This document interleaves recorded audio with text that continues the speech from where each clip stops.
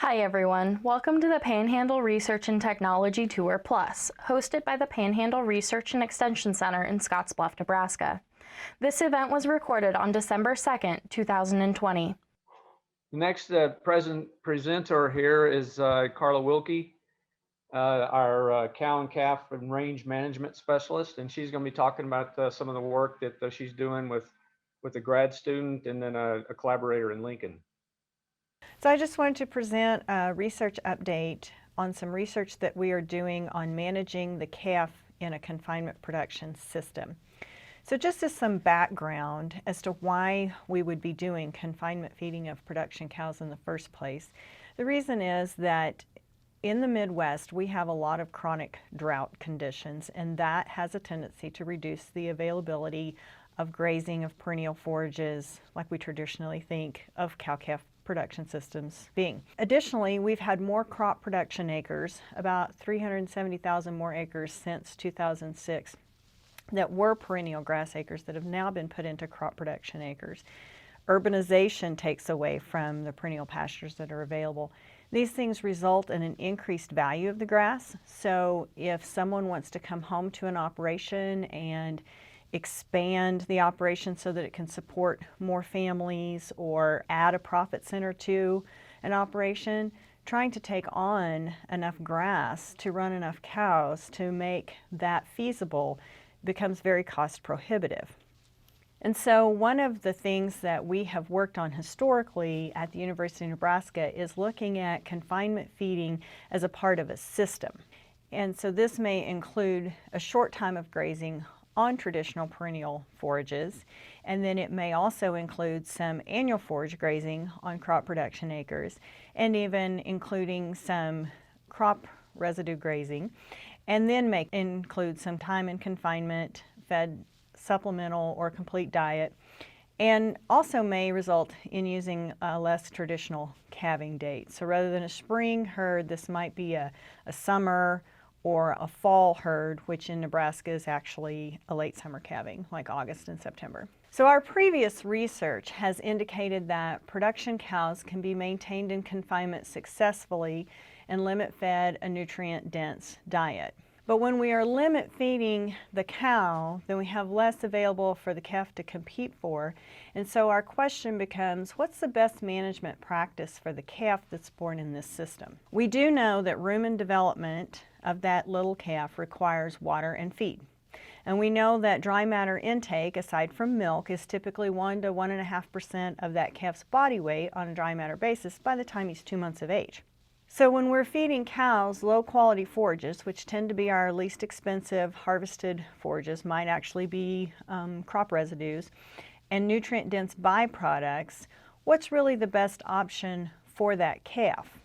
So the research update that I really wanted to share today is the management of the calf in this confinement system that we are evaluating. The current project is with Dr. Mary Drunowski and our graduate student Morgan Grabow. And this is only 1 year of data, but so far that's what we have, so that's what I'm presenting today.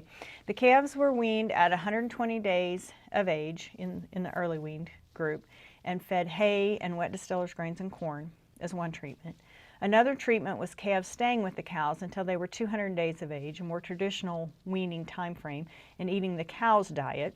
And then the third group being calves staying with the cows until 210 days of age, and then supplemented with that same diet that the weaned calf was receiving. So on a dry matter basis, the cow diets in this study were predominantly wheat straw and distillers grains with a little bit of corn and mineral. And then the calf diet was alfalfa hay, which would have a much higher nutrient content and passage rate through the rumen, through the digestive tract, than wheat straw, and then distillers and more corn and some mineral.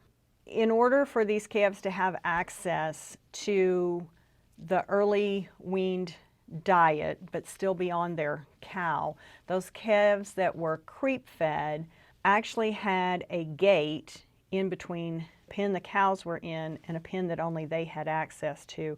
So it's like a vertical gate instead of the bars being horizontal, but they're narrow, so the cows can't go through the gate, and then the calves can creep through the gate. Then they have access in a bunk to that higher quality diet The cow did not have access to that. Sometimes creep feeding is in an actual little feeder that will be set up in the pen. And there are commercial creep feeds that calves can be fed. Those can get kind of expensive, and we wanted more control over the diet and a little cheaper diet. And so what we were able to do was just take the feed truck and feed it in the bunk beside the bunk the cows got, but the cows can't get in that pen.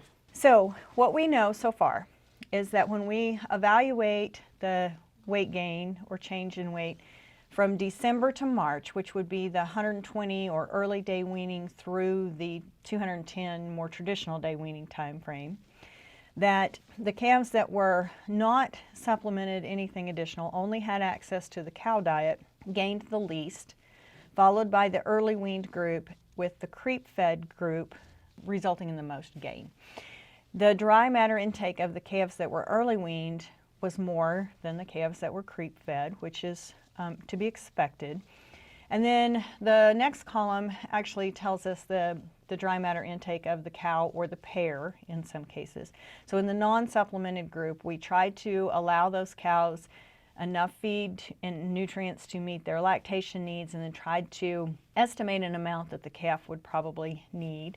And then the early weaned, then those cows would be in a pen by themselves without their calves, and that's what they were fed to meet their needs. And then the creep fed calves, the cows were only fed, the pairs were only fed what we thought the cows needed for lactation. And then the last column shows the cow body condition score on a 1 to 9 scale, with 5 being moderate. It shows you where the cows were able to maintain their weight given this particular system. After the 210 days weaning, then all the calves were put on a growing diet. And this growing diet was an alfalfa grass hay mix with some supplements, soybean meal, corn, and corn silage. So from April to July, during the growing period in which all treatments were weaned, the calves that had not been supplemented as a nursing calf had the same similar rate of gain as the ones that had been early weaned, and they outgained the ones that were creep fed as a small calf. And this is just a phenomenon called compensatory gain. The dry matter intakes, interestingly enough, were not different for those calves. I should point out, though, that even though those calves did experience some compensatory gain and did do pretty well, they did not catch those other two groups. They were 100 pounds lighter than the creep. So this is just some very simple economics that we put with this data. And this is just a partial budget comparison of the 6-year average of the value of that calf given the weight that it was at the end of the study, and the feed cost on a 6-year average that went into that calf to get it to that point. So this doesn't have any other cost associated with it, and it's not a profit loss thing. It's just a partial budget based on feed. And so what we see is that from December to March, the early weaned to traditional weaned time frame, that the cost, the return above the feed cost for the non-supplemented calves was pretty small, and actually very good for the creep-fed calves in comparison. And then the middle column looks at the March to July, just the growing period. And because of the compensatory gain that those non-supplemented calves experienced and had a similar dry matter intake, then they actually looked pretty good there. Their return above feed cost was good during that period. Then the third column we actually put together, okay, from 120 days early weaning all the way to the end of the finishing period, how did those look? And so obviously they come together a little better at that point, but the greatest return for that system was still with the calves that were supplemented above and beyond the cow. So basically, to kind of summarize that, what does that tell us when we're looking at all these numbers? That the preliminary economics would suggest that if you're selling calves at a traditional weaning date, then the supplementation, in addition to the cow's feed, yields the best return.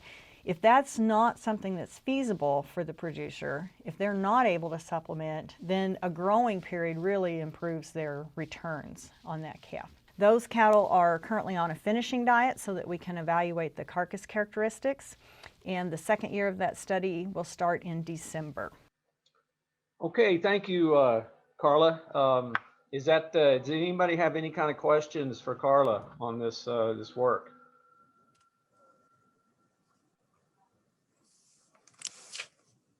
No question.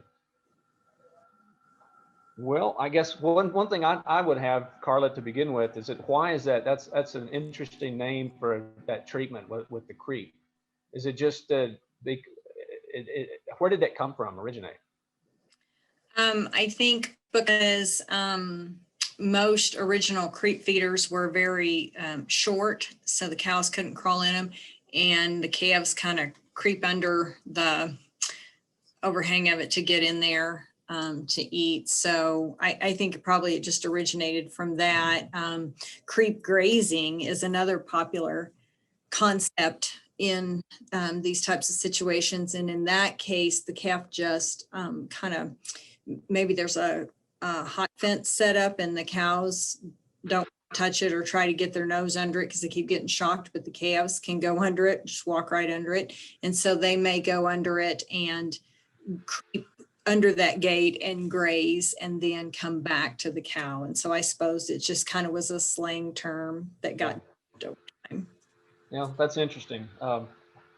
Let's see. I was also interested in the diets, the calf diet versus the cow diet, and I was curious as to how you derived, how'd you design that, or how did you derive the certain amount of percentage of corn or the distiller's grains and the differences between those two different types of feeding? So that's a really good question. And the reason that the diets are set up the way they are is we want to be able to limit how much actual feed the cows eat, because cows will eat you out of house and home if they get to eat everything they want. But we also don't want the cows to lose weight. And so the diet is designed where we can limit how much actual feed they eat, but their nutrition is not limited. So it's kind of like the difference between eating a little sliver of pie and eating 5 bags of baby carrots, because it's that you're limiting how much they get, but you're getting them plenty of protein and energy. It's sort of empirically derived then. Well, experience or something. How do you know exactly? No, there is a beef cattle nutrient intake guide or nutrient requirement guide. And so we're pretty sure on the cow's nutrient needs from that, which has been developed over time. And so we designed the diets to meet those energy and protein mineral requirements. But we used feeds like wet distillers and wheat straw and things because those are our cheaper sources of feed. But the straw has a very slow rate of passage through the rumen, and it's very low quality. And so that small calf just simply cannot eat enough of that to do as well. And so that's why we were kind of comparing. Yes, we expect him to not do as well on the diet where he just has milk and a cow, but economically, is he more efficient than actually feeding him something? And this data would suggest after only 1 year that possibly that's not the case. Okay, well, another thing I noticed about this, or at least I questioned, is in the weaning process. Does taking them away early, does that put any added stress that might affect the results, or is that what you're trying to determine? Is that something that would be damaging to the calves? Yeah, that's a good question. So 120 days of age is 4 months old. It's earlier than a traditional weaning typically is, because that anywhere from 6 to 8 months is probably a little more traditional. So it's early, but it's not so early that it's extremely detrimental to the calf. 90 days is actually an early weaned calf as well. That's even younger. 45 days can be done, and that's requires a lot more care for the calf, and really is only done in extreme situations where they're out of feed. The cows need to be lactation needs to be removed from the cow for her benefit, that kind of thing. So 120 days is not horribly early for the calf, but the point of the research was kind of to figure out once that calf is up and going, does it do him any good to still maintain with the cow, or could we go ahead and wean him?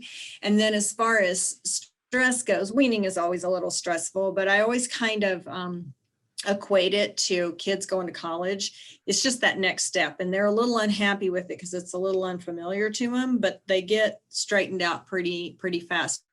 The neat thing about this confinement feeding thing is that because the calf has been eating out of a bunk beside his cow, he goes up on feed really well. He doesn't have to figure out how to stick his head in the bunk. He doesn't have to figure out what the stuff is in the bunk. Why am I not eating grass out in the pasture? He knows that's where the feed is. And so it's actually a pretty slick transition from being with the cow to being weaned. Okay. Does anybody have any other questions? I've got a couple more, but I just give somebody else a chance to talk. Okay, hearing none, I have a couple more. This is one, Carla, that you gave me because might be something useful since you say it's one that you get commonly. Is it what might a production system that includes this confinement look like since you have so many producers that have varied resources, different backgrounds and different types of systems? Right. And so, sometimes when we're doing some of this research, people look at this and they think, wow, I can't afford to confine cows 365 days a year. And probably that's true. That would not be the cheapest system to use. But for a lot of people, confinement is just for a segment of their production system. And so the cows may, like they were fall born calves, and so they're born in August and September, they might be born in a calving lawn and then moved out to what grass they have left until the season is mature and done, the growing season. They might be born out there on that grass. Then they might go to cornstalk residue in the fall. Obviously, as pairs, they would need supplementation on the cornstalk residue, but they might go there. Then they might go to some annual forages that somebody planted either behind another crop or just as a crop to be grazed, and then they might come back around into confinement and things. And spring calves might be born in the calving lot. They might go out to perennial grasses for a very short time because there's just not, maybe the producer doesn't have that much perennial grass. Then they come back to an annual forage for a while. Then maybe they come back into confinement for a while. Then maybe they go to residues and another annual forage and that kind of thing. So it really does depend on what resources a producer can put together in a system. But that's what's neat about it to me, is that it's unique to every producer. Whatever resources they have, we can usually make a system work around that confinement thing. Okay. Another thing I guess that I was interested in, or I was surprised at, is the increase in the crop production and across the area. Do you have any explanation why that? Instead of, I guess people are trying to go to farming instead of ranching.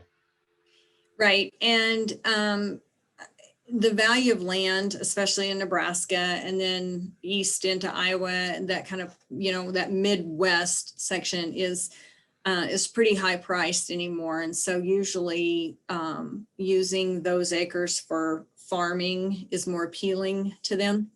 Maybe right now, because corn's not worth as much as it has been in the last few years historically, then that really was appealing to take perennial grass pastures and move them into crop production.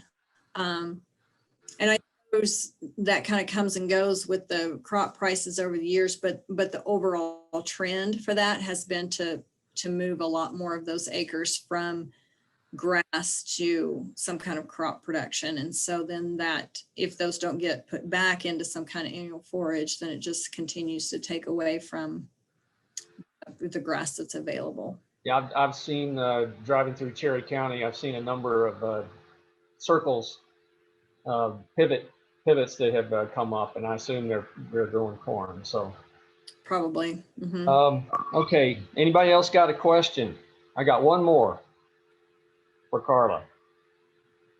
Okay, well, in case anybody has some other questions or has any other types of information that they are requiring or wanting, where can they get additional information on this topic? what sources can they turn to? So if you go to beef.unl.edu, that is our University of Nebraska beef website. And right there on the front page, they're advertising a webinar series. And if you click on that and go to the November ones, there are recordings of webinars that we did in November. And one of those was on the whole managing cows and confinement, as well as kind of touching on this results of the calf. So that's a really good place to start with some of that. And then we have a website that is the extensionpubs.unl.edu. And if you go in the search box and you type confinement cows, then a NEB guide pops up there that you can download and print.